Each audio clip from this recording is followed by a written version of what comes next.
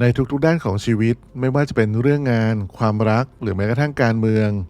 การที่เราสามารถตัดสินได้ว่าคนคนหนึ่งเห็นคุณค่าในตัวเองมากน้อยเพียงใดนั้นสำคัญมากๆเพราะถ้าคนคนนั้นไม่มีความตระหนักรู้ในคุณค่าของตัวเอง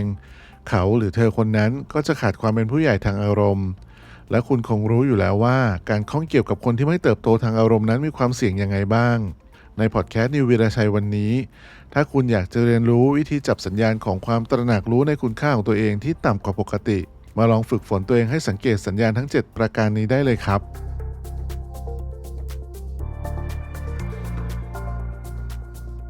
เรามาเริ่มกันที่ข้อที่1นะครับคือการไม่ยอมรับความผิดพลาดที่ทำลงไป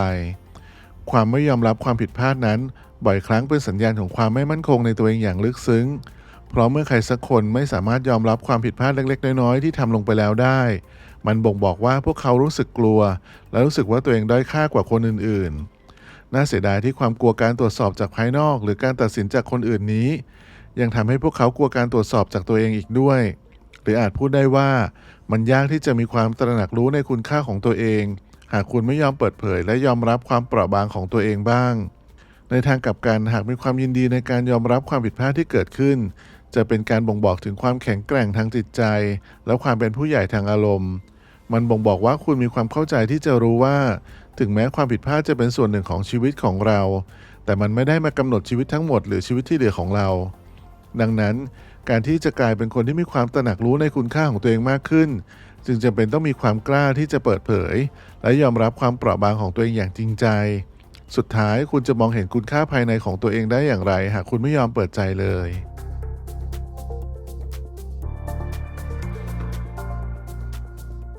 ข้อที่2การวิพากษ์วิจารณ์คนอื่นเรื่องนี้มันอยู่ที่การวิพากษ์วิจารณ์คนอื่นนั้นมันทำให้คนคนนั้นรู้สึกดีอย่างน้อยก็ในช่วงเวลาสั้นๆนั้นเองเช่นเมื่อมีคนวิพากษ์วิจารณ์คนอื่นว่าพูดอะไรที่ดูไม่ฉลาดนักก็เหมือนกับพวกเขากำลังบอกตัวเองว่าตัวเองฉลาดซึ่งทำให้ตัวเองรู้สึกดีเมื่อเขาวิพากษ์วิจารณ์ถึงรสนิยมแฟชั่นหรือความสวยงามของคนอื่นก็เหมือนกับว่าพวกเขากำลังบอกว่าตัวเองมีรสนิยมที่ดีซึ่งก็เป็นการทำให้ตัวเองรู้สึกดีเช่นกันแต่ถ้าคนคนนั้นมีความต้องการที่จะรู้สึกดีกับตัวเองจนถึงขนาดต้องวิพากษ์วิจารณ์คนอื่น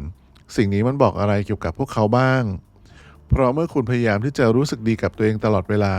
คุณก็จะไม่มีเวลาที่จะเรียนรู้หรือเข้าใจตัวเองเลยและสิ่งที่แย่ที่สุดของการวิพากษ์วิจารณ์คนอื่นๆมากเกินไปก็คือมันทำให้คนคนนั้นเสียโอกาสเวลาและพลังงานที่ใช้ไปกับการพยายามทำให้ตัวเองมั่นใจมากขึ้นและมักจะทำให้เราเสียโอกาสที่จะเรียนรู้และสะท้อนสิ่งที่ตัวเองเป็นอีกด้วย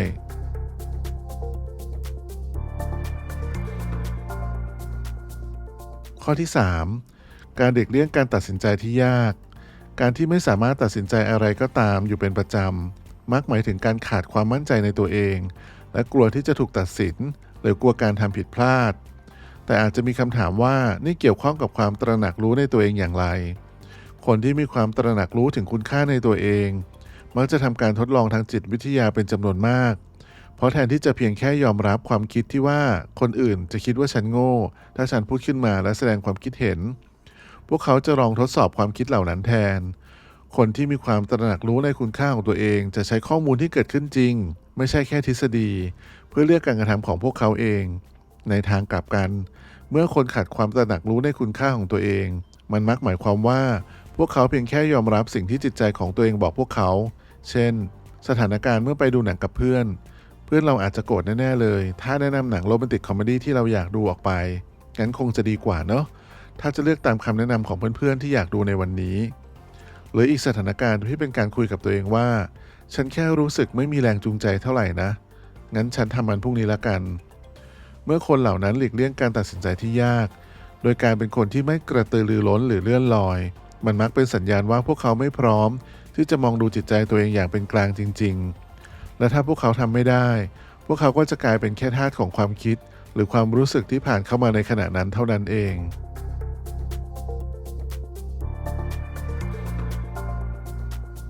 ข้อที่4การพูดเรื่องความรู้สึกของตัวเองอย่างคลุมเครือมันอาจจะดูเหมือนเรื่องเล็กแต่นิสัยของการอธิบายความรู้สึกด้วยคำพูดที่คลุมเครือหรือใช้คำศัพท์ที่ดูซับซ้อนมากเกินไปนั้น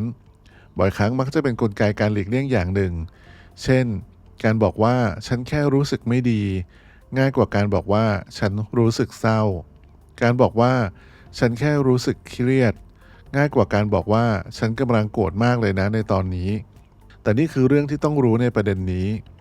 เพราะหากคุณหลีกเลี่ยงการแสดงความรู้สึกของคุณก็กลายเป็นว่าคุณกำลังสอนใจตัวเองว่าความรู้สึกเหล่านั้นเป็นสิ่งที่อันตรายหากมีคนที่วิ่งหนีจากบางสิ่งอยู่ตลอดเวลา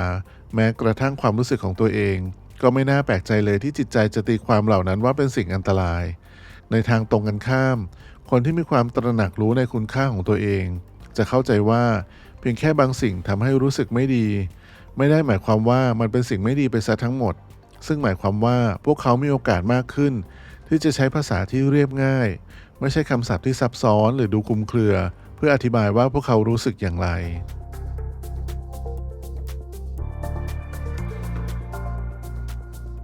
ข้อที่5การกังวลเกี่ยวกับอนาคตการกังวลเรื่องอนาคตก็เหมือนกับการที่เราพยายามหาทางแก้ปัญหาสำหรับสิ่งที่ยังไม่เกิดขึ้น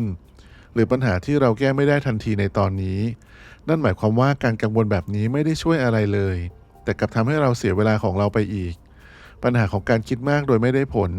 คือมันทำให้เรารับแต่ผลเสียโดยไม่มีข้อดีใดๆการกังวลทำให้เราเครียดและวิตกกังวลมากขึ้นไปอีกแต่ก็ไม่ได้ช่วยแก้ปัญหาอะไรเลยจริงๆแล้วทำไมคนเราถึงชอบกังวลกันทั้งที่มันทำให้เราเสียมากกว่าได้เหตุผลก็คือหลายคนไม่ได้หยุดและคิดถึงการกังวลของตัวเองอย่างจริงจังพวกเขาไม่ได้ใช้เวลาไตร่ตรองหรือสังเกตว่าการกังวลมีผลกระทบอย่างไรต่อชีวิตเมื่อเริ่มมีความคิดกังวลพวกเขาก็ปล่อยให้มันเกิดความรู้สึกนี้ไปเรื่อยๆโดยไม่พยายามทำความเข้าใจหรือตั้งคำถามกับมันและแน่นอนว่าการหยุดและพิจารณาการกังวลของตัวเองก็ไม่ใช่เรื่องง่าย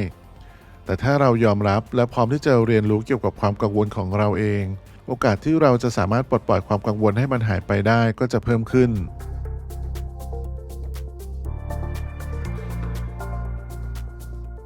ข้อที่6การครุ่นคิดเรื่องอดีตเรื่องนี้ก็เหมือนกับการกังวลเรื่องอนาคตคือการใช้เวลาคิดมากมายแต่ไม่ได้ผลลัพธ์อะไรกับเรื่องที่ผ่านมาแล้ว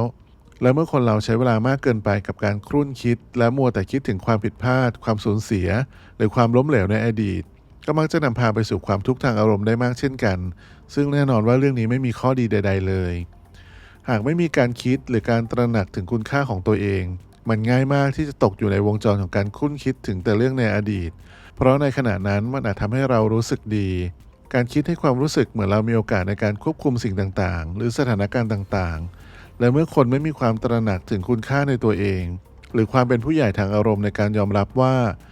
เราไม่สามารถควบคุมเรื่องราวในอดีตได้อีกแล้วการครุ่นคิดเรื่องเหล่านั้นจะทำให้พวกเขารู้สึกชั่วคราวว่าพวกเขาสามารถควบคุมบางอย่างได้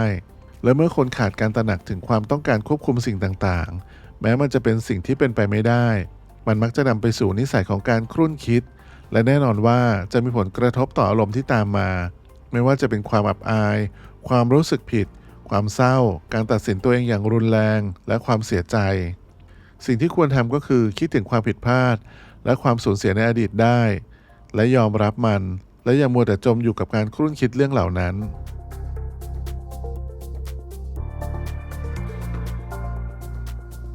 เรามาถึงข้อสุดท้ายกันแล้วนะครับ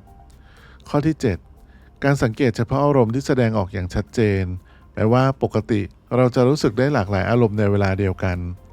แต่คนที่ไม่ค่อยตระหนักถึงคุณค่าในตัวเองนั้นมักจะสังเกตเห็นแค่อารมณ์ที่รุนแรงและชัดเจนที่สุดเท่านั้นยกตัวอย่างเช่นถ้าขณะขับรถแล้วโดนรถคันอื่นตัดหน้าอย่างไม่คาดคิดพวกเขาอาจจะบอกว่าโกรธมากแต่ก็ไม่รู้สึกตัวเลยว่าพวกเขานั้นรู้สึกกลัวหรือมีความรู้สึกผิดอยู่ในตัวด้วยคนที่มีความตระหนักถึงคุณค่าในตัวเองสูงนั้นสามารถเห็นและรับรู้ถึงอารมณ์ในทุกแง่มุมของตัวเองได้ไม่ว่าจะเป็นอารมณ์ที่เงียบที่สุดหรือไม่แสดงออกมาภายนอกก็ตาม